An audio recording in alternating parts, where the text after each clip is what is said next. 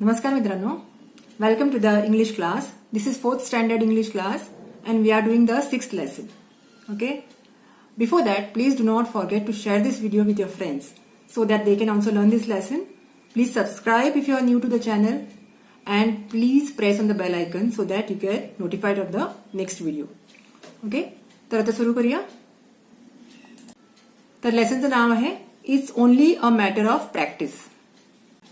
Long, long ago in faraway China, there lived an archer called Chen Yaozi.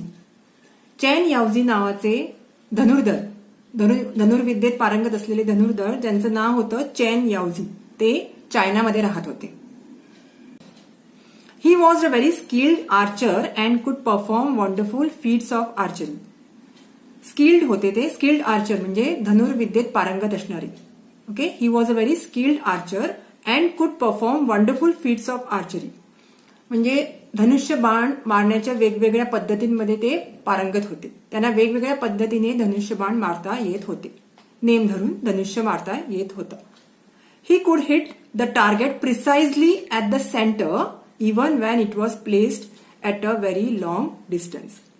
तर धनुष्यबाण मारायची एखादी वस्तू जी ठेवलेली असते त्याच्यावर धनुष्यबाण मारायचं असतो, ती जर पुष्कळ लांब ठेवली जरी असली तरी ते त्यांच्या सेंटरला म्हणजे मधोमध बरोबर बाण मारत होते.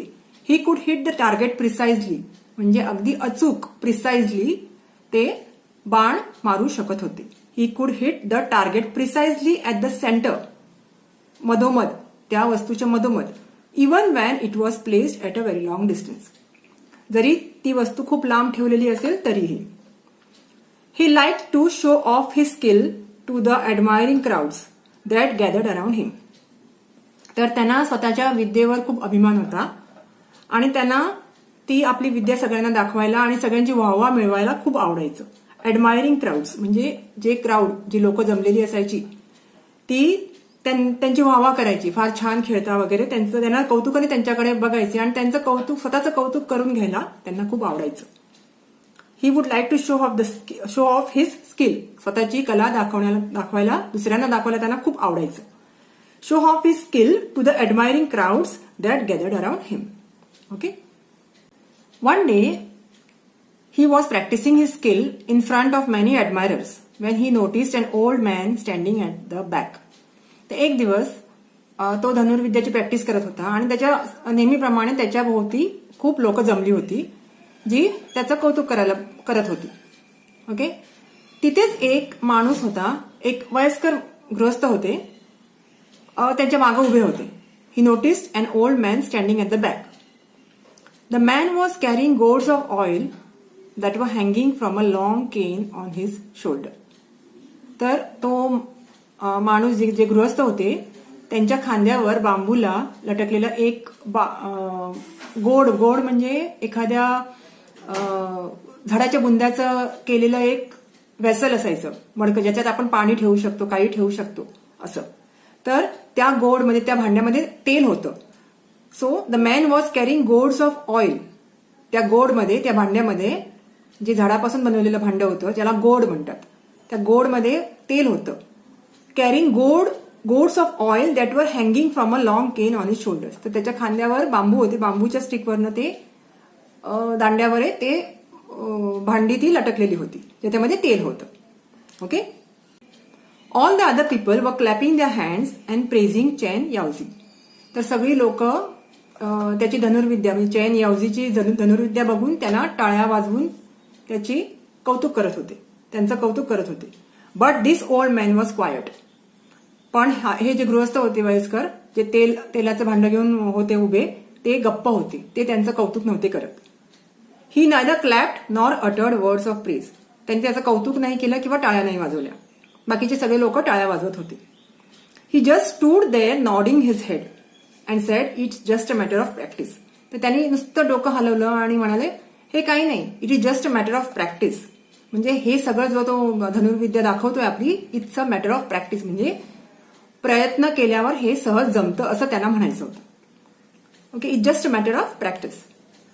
Chain Yaozhi was annoyed. Chen याओझीना राग आला, म्हणजे त्यांना वाटलं, अरे असा कसा बोलतो हा. Are you an archer yourself. तर त्यांनी त्यांना विचारलं, त्या वयस्कर गृहस्थांना, चेन यावजी यांनी विचारलं की तुम्ही धनुर्धर आहात का, तुम्हाला धनुष्य विद्या येते का? Do you think anyone can do what I can do with my bow and arrows? तर तुम्हाला काय वाटतं की हे धनुष्य बाण घेऊन मी जसा धनुष्य बाण मारतो अचूक तसं कोणीही मारू शकतो का, असं त्यांनी विचारलं. Can anyone do what I can do with बो अँड एरोज? धनुष्य आणि बाण घेऊन मी जे करतो तसं कोणीही करू शकतं का, एवढा एक्सपर्टीजनी? No sir, the old man replied. तर ते वयस्कर गृहस्थ म्हणाले, नाही sir, no, I am not an archer. मी धनुर्धर नाहीये, मला धनुर्विद्या येत नाही. And I don't doubt your skill. आणि मी तुमच्या त्या अचूक मारण्यावर किंवा ह्याच्यावर शंका घेत नाहीये, तुम्ही चांगले धनुर्धर आहातच. I don't want to talk about that. I don't doubt your skill, मला अजिबात शंका नाहीये. All I said was everything's a matter of practice. म्हणजे everything is a matter of practice. मी फक्त एवढंच म्हणालो की this is a matter of practice, म्हणजे प्रॅक्टिस केल्यानंतर काहीही शक्य आहे, काहीही जमू शकतं, कोणीही एक्सपर्ट बनू शकतं. Okay. Chen Yaozhi became very angry. आणि चेन यावजींना खूप राग आला याच्यावर. तर ते म्हणाले, what do you know that you pass such thoughtless comments on other people? Who are you? तर तुम्हाला काय वाटतं, तुम्ही असे कमेंट्स का पास करता कोणावेळी? तुम्हाला काय माहित आहे? What do you know that you pass such thoughtless comments on other people? असं काही तुम्ही बोलता ज्या विचारांना काही अर्थच नाही, थॉटलेस असे कमेंट्स तुम्ही कसे पास करता दुसऱ्यांवर? म्हणजे त्याच्या स्वतःवर पास केलेले कमेंट्स होते ते. हु आर यू? तुम्ही कोण आहात? तर ते म्हणाले, please don't get angry sir. तर ते गृहस्थ म्हणाले चेन यावजींना की प्लीज डोंट गेट एंग्री, रागावू नका. I am an oil seller as you must have guessed from the gourds. तर तुम्ही माझी ही 2 भांडी माझ्या खांद्यावर आहेत, बांबूला लटकवलेली तेलाची भांडी, त्याच्यावर तुम्हाला कळालंच असेल की मी तेल विकणारा माणूस आहे. Okay. I am an oil seller as you must have guessed from the gourds. Every day I fill this gourds with oil and sell them. तर रोज मी हे भांडी तेल भरून नेतो आणि बाजारात जाऊन विकतो. Over the years I have achieved some skill in filling the gourds. तर बऱ्याच वर्ष मी हे काम करतोय आणि त्यातून मी एक स्किल शिकलोय की कसं तेल भरायचं या गोड्समध्ये. एक वेगळ्या प्रकारे मी या गोड्समध्ये, या भांड्यांमध्ये तेल भरतो. Okay. If you allow I will show it to you. तुम्ही मला अलाव केलं, परवानगी दिली तर मी तुम्हाला ते भरून दाखवतो कसं भरतात ते. ओके. ग्राउल्ड चेन यावजी. तर चेन यावजीने हमी भरली. ते म्हणाले, ओके, ठीक आहे. Everybody was curious to see what would happen next. तर सगळी जमलेली लोकांना कुतूहल होतं, आता बघूया काय करतोय हे गृहस्थ, काय करतायत आणि काय घडतंय पुढे. Okay. Patiently the old man sat down an empty gourd on the ground. तर त्या गृहस्थ माणसांनी एक रिकामी भांड ते जमिनीवर ठेवलं. Set down an empty gourd on the ground.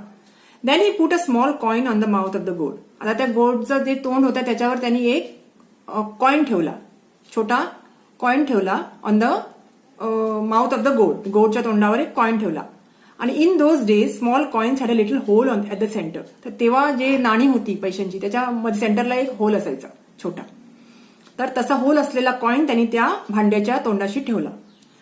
Then the old man stood up, took some oil in his ladle and began to pour oil into the gourd from a height. नंतर ते गृहस्थ उभे राहिले. Okay. त्यांनी थोडं oil घेतलं एका भांड्यामध्ये. टूक सम ऑइल इन हिज लॅडल, त्यांच्याकडे जे भांडं होतं तेलाचं त्याच्यामध्ये तेल घेतलं. अँड बिगॅन टू पोर ऑइल इन टू द गोड फ्रॉम अ हाईट. तर त्या गोडमध्ये ज्याच्या तोंडावर कॉइन होत्या त्या कॉइनच्या होलमधून ते हाईटवरून म्हणजे वरून खूप उंचावरून ते तेल त्या गोडमध्ये भांड्यामध्ये ओतू लागले. The oil went straight into the gourd through the hole in the coin. त्या कॉइनचा जो होल होता त्याच्यामधून तेल सरळ त्या गोडमध्ये भांड्यामध्ये जाऊ लागलं. When the old man had finished filling up the gourd he lifted up the coin.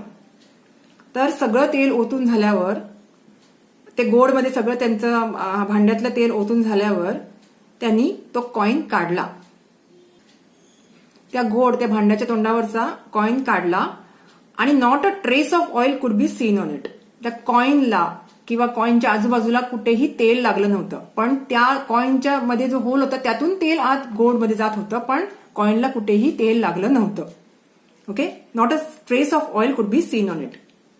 The people watching it were speechless with wonder. तर तिकडे असणाऱ्या सगळ्या लोकांना खूप आश्चर्य वाटलं, त्यांना कौतुक पण वाटलं हे कसं झालं. अँड दे वर स्पीचलेस, त्यांना त्यांची बोलतीच बंद झाली म्हणतो ना आपण तसं. दे वर स्पीचलेस विथ वंडर, आश्चर्यचकित होऊन त्यांची बोलती बंद झाली होती. But the old man only smiled. ते गृहस्थ होते, त्यांनी फक्त एक स्माइल दिली, ते फक्त हसले आणि म्हणाले, as I said there is nothing special about it, it's only a matter of practice you see. तर हे मी जे केलं ते माझं कौतुक किंवा काही नाहीये, किंवा मी एकुलदा एक असं करणारा वगैरे नाहीये, किंवा काहीतरी मोठं केलं असं काही नाहीये, हे मी वर्षानुवर्ष करतोय. Therefore, it's only a matter of practice, as I said before. Okay? तर Chen Yaozhi lost all his अँगर अँड अनॉयन्स. हे ऐकल्याबरोबर आणि हे बघितल्याबरोबर त्यांचा राग कुठल्या कुठे निघून गेला. ही लॉस्ट ऑल हिज अँगर अँड अनॉयन्स. त्यांचा राग आणि त्यांचा रुसवा कुठल्या कुठे निघून गेला.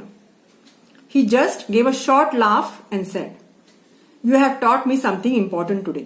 तर ते फक्त मोठ्याने एकदा हसले आणि म्हणाले त्या गृहस्थांना की तुमच्या मुळे मी आज काहीतरी नवीन शिकलो. यू हॅव टॉट मी, किंवा तुम्ही मला काहीतरी आज नवीन शिकवलं. You have taught me something important today. After that Chen Yaozhi never showed off or boasted about his skill as an archer. तर याच्यानंतर जी त्याची धनुर्विद्या होती, ज्याच्यात तो खूप हुशार होते किंवा पारंगत होते, त्याच्याबद्दल बडया मारणं त्यांनी थांबवलं. त्यांनी he never boasted about his skill as an archer. तर मी किती मोठा धनुर्धर आहे हे तो दिखावा करायचा किंवा सगळ्यांसमोर आपली विद्या दाखवत होता, पण मीच श्रेष्ठ आहे वगैरे असं काही बोलत नव्हता. Stop, never showed off or boasted about his skill as an archer. तर ही स्टोरी कशी आहे, एक मॉरल आहे या स्टोरीमध्ये की आपण प्रयत्न केले तर आपल्याला काही शक्य आहे, किंवा आपण आपलं जे प्रॅक्टिस मेक्स मॅन परफेक्ट हे ह्या लेसनचं मेन थीम आहे. ओके, थॉट काय आहे की प्रॅक्टिस मेक्स मॅन परफेक्ट. माझ्यासारखं कोणीच नाही, मीच हे करू शकतो असं काही नसतं.